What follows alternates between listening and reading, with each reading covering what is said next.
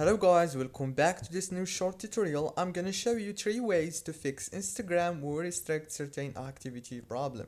So the first way to fix this problem is go to the settings and then go to the apps manager like this and wait a few seconds. It will start loading all the apps that you have on your phone.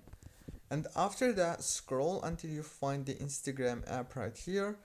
Click on it, click on force stop and then go to the storage and wait a few seconds. It will start computing the number of the data that you have in the app.